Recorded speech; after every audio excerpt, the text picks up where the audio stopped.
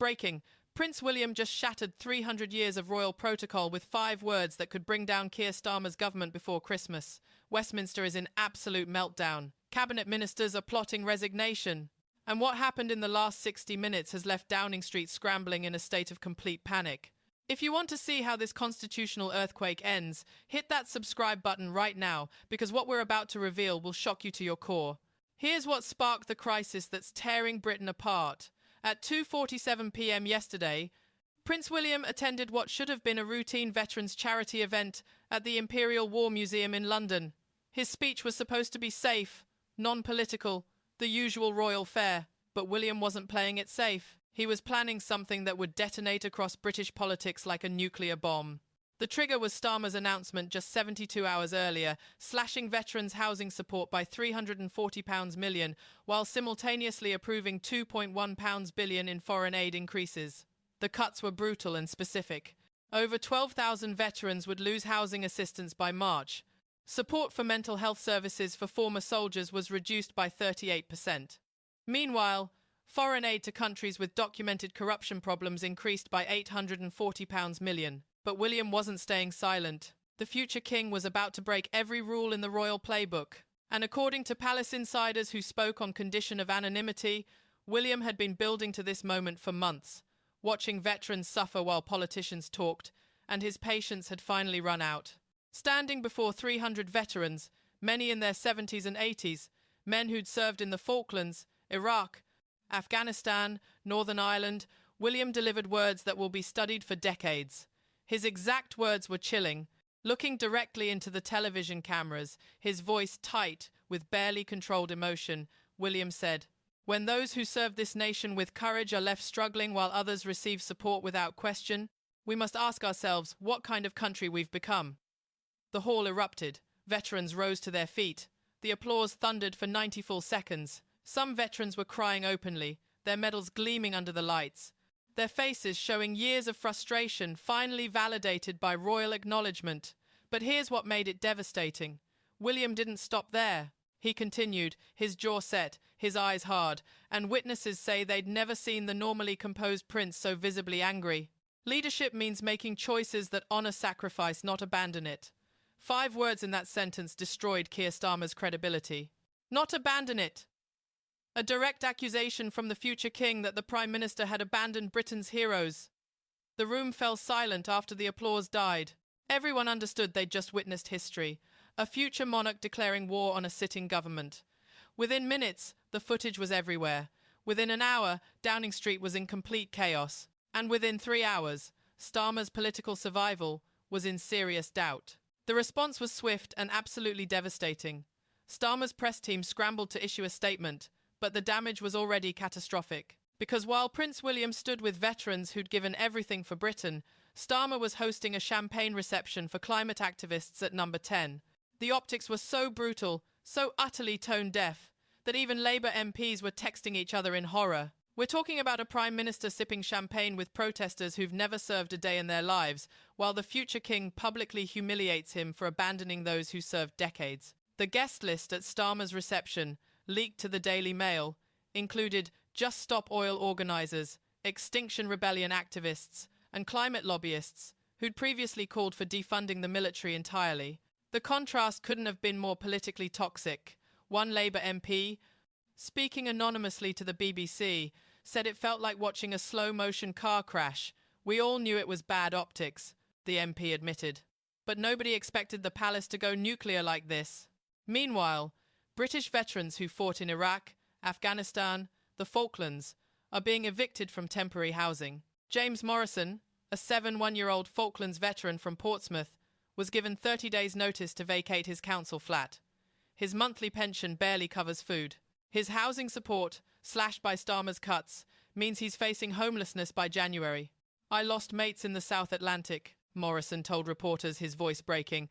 "I served this country for 24 years, and now I'm being thrown on the streets while illegal migrants get 4-star hotels?" Morrison's story went viral within hours. Over 400,000 people shared his interview across social media platforms. But he's not alone. Sarah Collins, a 54-year-old Royal Navy veteran who served in the Gulf War, is living in her car after losing her housing support. I gave 6 years to this country, she said, tears streaming down her face during a Sky News interview. I came home with PTSD. I've been fighting for support for 15 years. And now they're taking away the one thing keeping me off the streets. Her interview was viewed 3.2 million times in 18 hours. The contrast is so sickening, so morally bankrupt, that even lifelong Labour voters are abandoning the party in disgust. We're talking about men and women who wore the uniform, who put their bodies on the line, sleeping rough, while foreign nationals who've never contributed a penny get housing, healthcare, and cash benefits totaling £47 per day, according to official Home Office figures. The numbers are staggering and undeniable. Britain spends £8 million per day housing asylum seekers in hotels, while 6,000 veterans are homeless on any given night, according to charity estimates. Then something unprecedented happened that nobody saw coming. King Charles, watching his son's intervention from Balmoral, did something no monarch has done in modern history. At 4:15 p.m., just 90 minutes after William's speech, Charles authorised a statement from Buckingham Palace that shattered every rule of royal neutrality. The statement, issued through the King's private secretary, read, "His Majesty shares the deep concerns expressed by the Prince of Wales regarding our sacred duty to those who have served." Sacred duty. Those two words weren't chosen by accident. Palace insiders revealed Charles personally approved every syllable, knowing it would ignite a constitutional firestorm. Multiple royal correspondents confirmed that the statement went through 7 drafts before Charles approved it, with the King personally strengthening the language each time. He wanted it clear. One palace source told the Telegraph, "No wiggle room, no diplomatic fudge." He was backing William completely. But here's where it gets even more explosive. At yesterday evening's state dinner for the Japanese Prime Minister, witnesses say Charles did something shocking. When Starmer approached to shake hands, the King's greeting was ice cold. No warmth, no smile, just a perfunctory handshake that lasted exactly 2 seconds. Royal protocol demands at least 10. Photographers captured the moment. Body language experts are calling it the most hostile royal political interaction in decades. The King's face showed barely concealed contempt, said former royal correspondent James Whittaker. "I've covered the royals for 40 years. I've never seen anything like it." Multiple guests at the dinner described an atmosphere of excruciating tension. "You could have cut the air with a knife," said one diplomat who requested anonymity. The King didn't look at Starmer once during the entire 3-hour dinner. Not once. The seating arrangement told its own story. Normally, the King and Prime Minister sit near each other at state dinners. Last night, 5 people separated them. The optics are absolutely devastating for Starmer. The monarchy, the institution that defines Britain, has publicly sided against him. And in a nation where 68% of citizens support the royal family, according to the latest YouGov polling, that's political suicide. The domino effect has been catastrophic and swift. Within 3 hours of William's speech, the pound dropped 1.2% against the dollar as markets panicked over constitutional instability. £18 billion wiped from London Stock Exchange in a single trading session.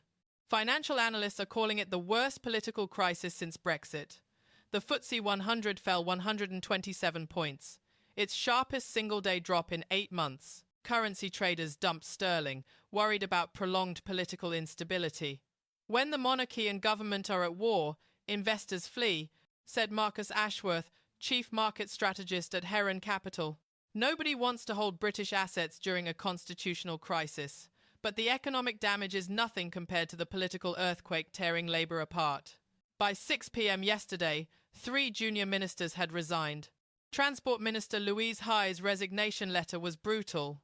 "I cannot serve a Prime Minister who disrespects those who served our nation," her letter continued for 3 pages, systematically dismantling Starmer's policy priorities and accusing him of abandoning Labour's core values. Defence Secretary John Healey, a military veteran himself, called an emergency press conference where he visibly struggled to defend Starmer's position. "The Prime Minister's priorities are being reviewed," Healey stammered, refusing to make eye contact with reporters. His hands were shaking as he read from prepared notes. Translation: the Defence Secretary has lost confidence in his own leader. But wait, because there's another layer that makes this even worse. 2 more ministers resigned this morning, bringing the total to 5 in less than 24 hours. Veterans Affairs Minister Johnny Mercer, himself a former army captain who served in Afghanistan, released a statement that was scathing in its honesty. "I joined this government to help veterans, not oversee their abandonment," Mercer wrote. "I cannot look my former brothers and sisters in arms in the eye and defend these cuts. I cannot stay silent while heroes sleep rough. I'm done." His resignation hit like a bomb because Mercer has credibility with the military community that other politicians lack. Within an hour, number Mercer was right was trending with over 80,000 tweets. Even Conservative MPs who'd clashed with Mercer previously were praising his integrity. Social media exploded into absolute chaos. #DefendOurVeterans hit #1 globally within 90 minutes, trending across 47 countries. TikTok videos of veterans describing homelessness went viral, many hitting millions of views. One clip showing an 82-year-old Royal Navy veteran sleeping in a Portsmouth doorway has been viewed 8.4 million times. The comments section is filled with rage directed at Starmer. Meanwhile, #StarmerOut is being used 12,000 times per hour, according to social media analytics. Facebook groups demanding Starmer's resignation gained 300,000 members overnight. Instagram posts showing veterans' sacrifices next to images of Starmer at champagne receptions reached 15 million impressions in a single day. The viral spread is unprecedented, organic, and absolutely unstoppable. Conservative influencers, Labour activists, apolitical citizens, they're all sharing the same message. Starmer has crossed a line. The protests erupted faster than anyone anticipated. By 7 p.m., over 2,000 people gathered outside Downing Street, veterans in berets and medals, Union Jack flags everywhere, chants of "Shame on Starmer" echoing down Whitehall. Police formed barriers as the crowd swelled to 5,000 by nightfall. Similar protests erupted in Manchester, Birmingham, Liverpool, Glasgow. This wasn't organised. This was spontaneous fury. In Manchester, 3,000 people marched from Piccadilly Gardens to the town hall. In Birmingham, protesters blocked traffic outside Labour's regional headquarters for 3 hours. In Glasgow, veterans laid their medals on the steps of Holyrood in silent protest. The images are devastating. Old men crying, their service honours discarded in protest against a government that's abandoned them. Inside number 10, the atmosphere is being described as complete panic by multiple sources. Ministers are having screaming matches in hallways. Starmer's chief of staff, Sue Gray, allegedly threw a folder across the cabinet room during a crisis meeting that lasted until 2 a.m. It was bedlam, one cabinet source told The Times. Nobody knew what to say, how to respond, how to stop the bleeding. Another source described Starmer pacing his office at midnight, chain-drinking coffee, barking at aides who couldn't provide answers to impossible questions. "How do we fight a king?" one minister reportedly asked during the crisis meeting. Nobody had an answer. WhatsApp groups with names like Post-Starmer Planning and New Leadership Now are buzzing with over 40 Labour MPs participating in open discussions about removing him. Screenshots leaked to the media show MPs openly discussing timeline for a leadership challenge. "We give him until Monday," one MP wrote. "If he hasn't U-turned on the cuts by then, we move." The question isn't if they'll move against Starmer, it's when. Senior backbenchers are collecting names, counting votes, preparing for the moment to strike. The famous 1,922 committee equivalent in Labour, the Parliamentary Labour Party, is scheduled for an emergency meeting Monday morning. Sources say at least 50 MPs plan to demand Starmer's resignation. Chancellor Rachel Reeves, normally Starmer's closest ally, has gone completely silent. No statements, no interviews, no social media posts. Her team is fielding calls from MPs asking if she'd be prepared to step in as leader. Translation: she's preparing her leadership bid while Starmer bleeds out politically. 3 separate sources confirmed that Reeves held a private dinner last night with 6 senior MPs, including 2 former cabinet members. The topic, according to someone briefed on the conversation, was how to stabilise Labour post-Starmer. Reeves is positioning herself as the safe pair of hands who can restore credibility. Deputy Leader Angela Rayner gave a television interview last night that Labour insiders are calling a betrayal. Asked 3 times if she supported Starmer's position on veterans, she deflected every time. "We need to review all our priorities," she said, her face tight. She didn't defend him once. Political analysts immediately recognised what was happening. "Rayner's abandoned him," said Tim Bale, professor of politics at Queen Mary University. "When your deputy won't defend you on national television, you're finished." Veteran Labour MP Diane Abbott was more direct. When you lose the royal family, you've lost Britain, she told Sky News. The Prime Minister needs to understand he's crossed a line that cannot be uncrossed. Foreign Secretary David Lammy was overheard in the Commons tea room saying, "This is worse than anything I've seen. And I lived through the Corbyn years." Shadow cabinet members who usually defend Starmer loyally are now mysteriously unavailable for media requests. The cabinet is fracturing in real time, and every hour that passes, the cracks grow wider. But here's the part that could end Starmer's career before the week is out. Leaked documents obtained by The Telegraph show that Starmer's team knew about William's planned speech 48 hours in advance. A palace aide, following protocol, informed Downing Street that the prince would be addressing veterans' issues. The documents allegedly show Starmer's response in an internal email sent to his senior team. "Royal family should stay out of policy matters. We're not changing course."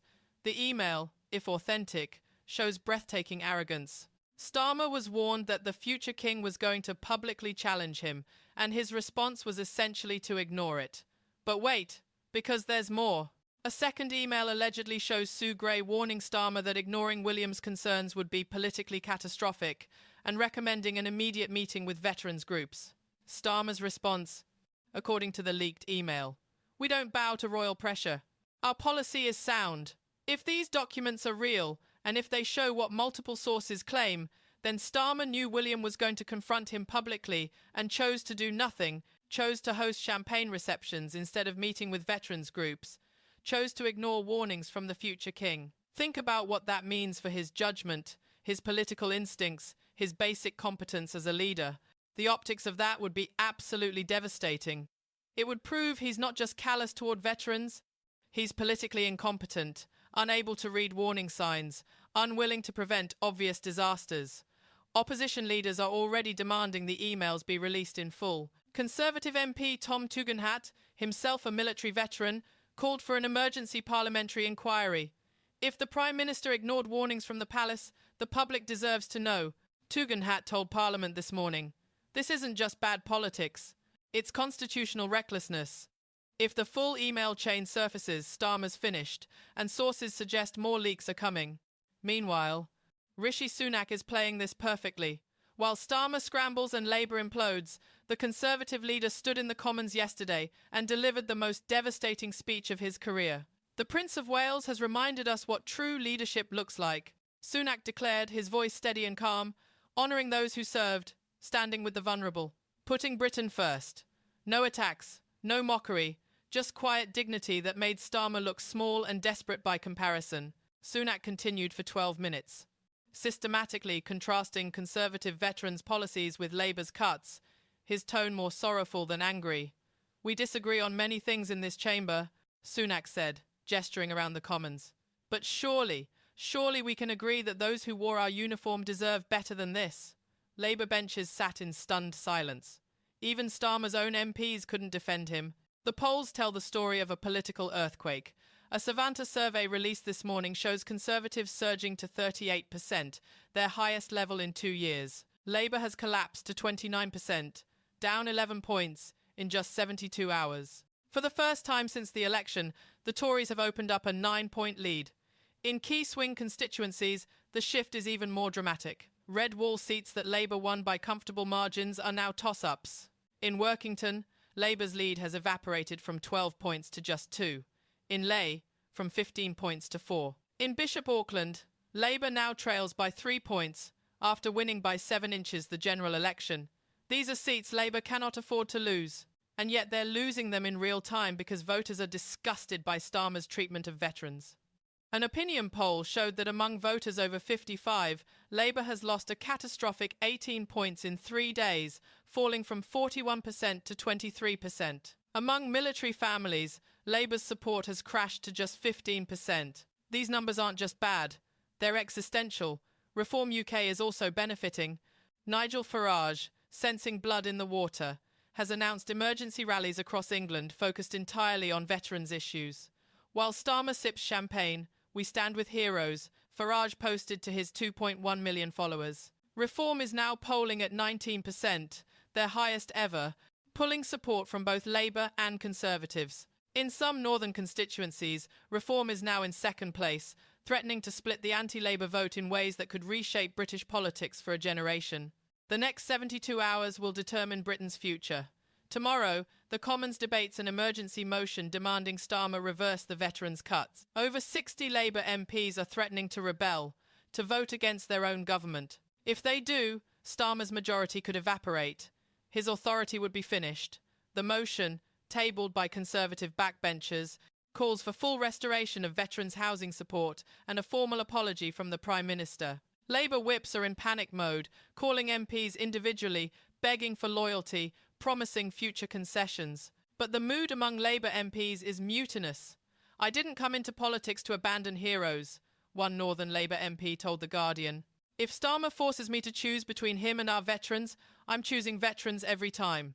Whips are warning that up to 70 MPs might defy orders, which would be the largest Labour rebellion in decades.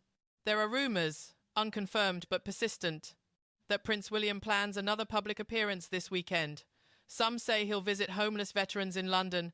Others claim he's planning a speech even more direct than yesterday's. Palace sources describe William as determined to keep pressure on Starmer until the cuts are reversed. "This isn't going away," one royal aide told The Times. "The Prince feels very strongly about this. He's not backing down." Could William actually call for Starmer's resignation without saying the words? Or would that cross a constitutional line even the future king cannot cross? Constitutional experts are divided. If William visits homeless veterans while Starmer refuses to reverse cuts, that's an implicit call for new leadership, said Professor Vernon Bogdanor of King's College London. "It would be unprecedented, but these are unprecedented times. Britain hasn't faced a crisis like this since the abdication of Edward VIII in 1936, a prime minister at war with the monarchy, a government fracturing from within, a nation divided over its most sacred values. At the centre stands Keir Starmer, who looks increasingly isolated, increasingly desperate, increasingly finished. His approval rating has plummeted to 23%, lower than any prime minister since records began. Even Jeremy Corbyn at his worst never fell this far this fast. So here's what I want to know. Does Starmer survive this constitutional crisis, or is his career over by Christmas? Will Prince William intervene again, or has he already done enough damage? And could this crisis actually bring down the entire Labour government? Drop your thoughts in the comments below. We read every single one because this conversation matters. And if this story shocked you as much as it shocked us, share it with everyone who needs to see what's really happening in Westminster right now. The mainstream media won't tell you the full truth about how close we are to a constitutional meltdown, but we will. Hit that subscribe button because tomorrow we're revealing the leaked emails that could finish Starmer for good. The next 24 hours will change Britain forever.